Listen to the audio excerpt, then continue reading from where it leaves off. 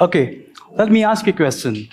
How many of you have expressed yourself, not for school, not for work, just to show up as you are? Maybe a doodle on the edge of your notebook, a hum during a shower, or a rhythm on the desk, or recording a fleeting sound which caught your attention. Many of us dismiss these as nothing, but they are not nothing. That is a language your body and mind speaking, which is older than words, older than civilization. That is creative self expression. Creative self expression is private. And that's how we connect with ourselves. And it is resistance because it refuses to let the world silence our own sound. And for tens of thousands of years, humans have been doing this. The cave paintings of Lascaux, 40,000 years old, is a classic example of this. And they were not made for fame or perfection, but just to show how the life was, to process fear, and how to document the life as it is.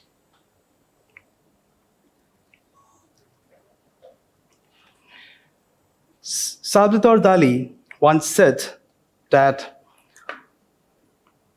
have no fear of perfection because we will never reach it. We will never reach it. That's liberating. Because expression is not just about being perfect, it's about being real. And it's about being alive in the moment, even if what you create look messy, strange, or unfinished. Even today, in a world dominated by deadlines, notifications, and constant performance, expression is often silenced. We are awarded by productivity rather than creativity. We are measured by efficiency, not presence. And yet, without these small private acts, we risk losing our own voice. Let me quickly show you a few examples of my own life. Yeah, so one day I was photographing this old building, and after that, I just thought, like, what if this building was dreaming? Now, this is a result of that. And this particular photograph didn't make me a great photographer, but it gave me a moment of wonder. It is an alternate reality of that particular moment, how I felt, right? So sometimes I also keep something called as sound diary. And this is a clip which I record from random places. And when I play back it later, it transports me back to that particular moment, not in words, not in images, but in the textures of sound. So this particular one is recorded from Rishikesh in the winter morning, 5 o'clock. So someone told me that the Ganga Arati is going to repeat in the morning also. So I just went with curiosity and a lot of expectation. But nobody was there. It was just some empty space. And there was some bhajan playing from the nearby ashram. And this is how exactly I felt at that point of time.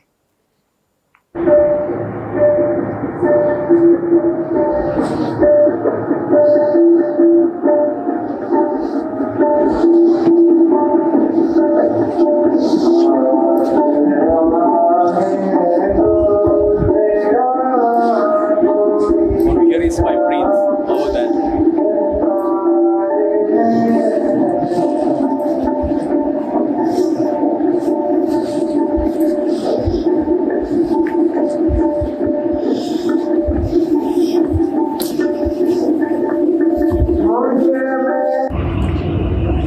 Now it is the sound of Ganga, which is very calm, which I expected will be very chaos in the morning, how I felt the previous evening. But it was very calm, not much sound, very silent, right?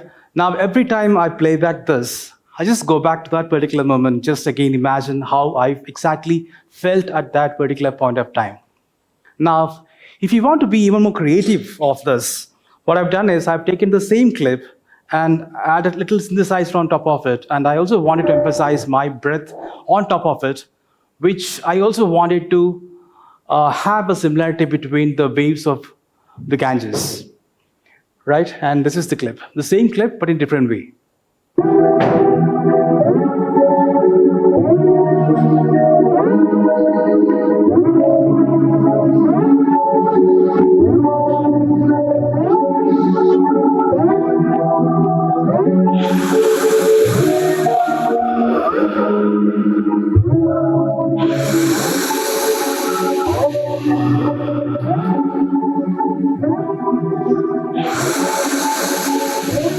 Drop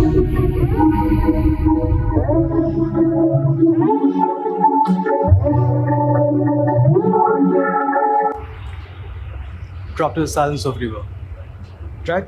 And another time, just right after reading a book, I had a lot of questions and answers with me, and I didn't know how to process it. And I was just playing handpan, and it happened that the questions came as one rhythm and answers as in another rhythm. Let me just quickly show you a quick demo of it.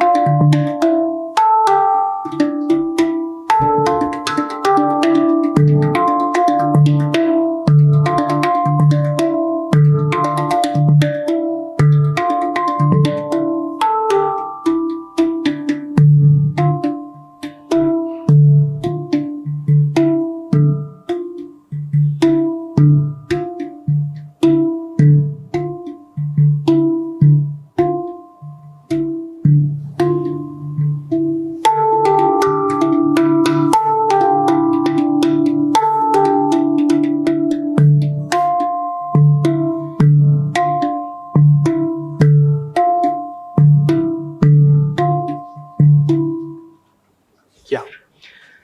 So sometimes, thank you.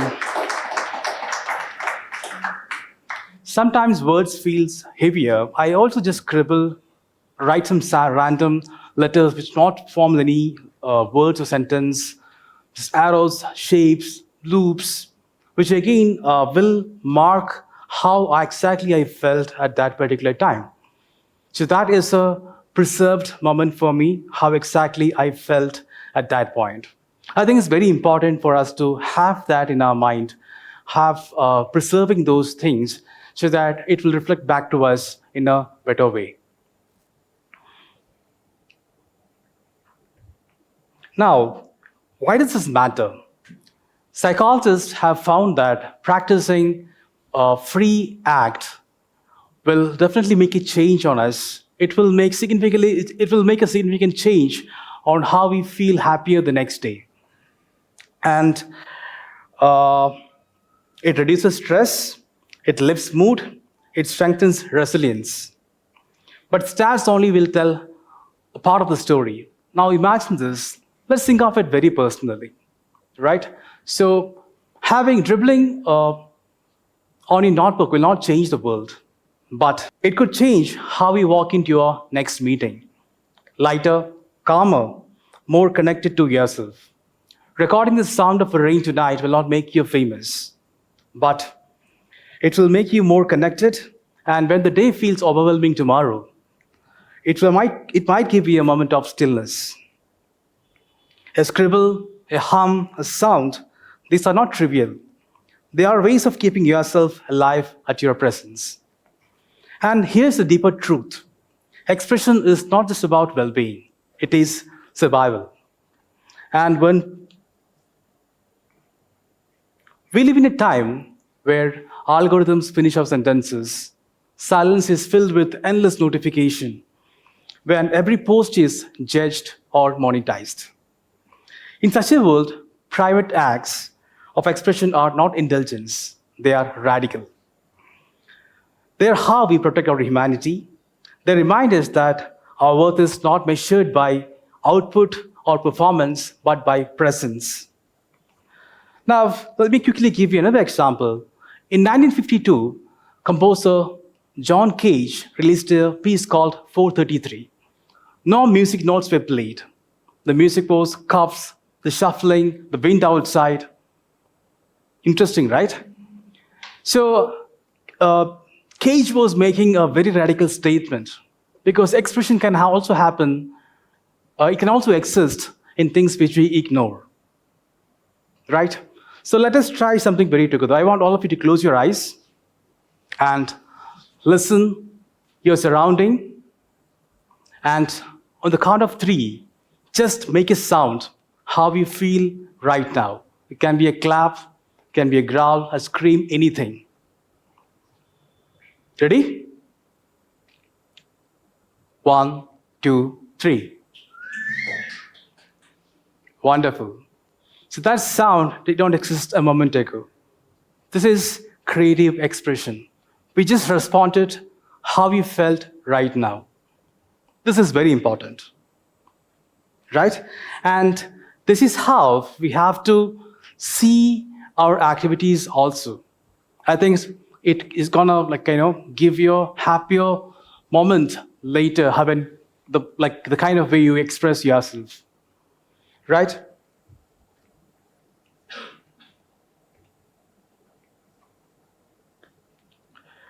And as I mentioned, we live in a time where algorithms finish our sentences, where silence is filled with endless notifications, and all of that. Like in such a world, private acts of expression are not indulgence, they are radical. They are how we protect our humanity.